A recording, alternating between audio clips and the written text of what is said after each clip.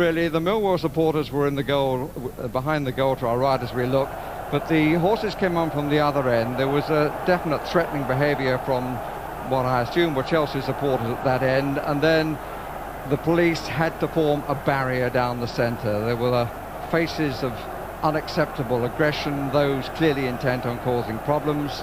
There were one or two who sustained minor injuries, but the police really took control of the situation. There were stewards at this end initially. The police were at the Millwall end, but the Millwall end were contained, and with the help of the mounted police, so it was at the Chelsea end. The crowd then went out into the street, and there was a bit of a standoff by one of the pubs at the back of the ground here, but it's now quite quiet out there.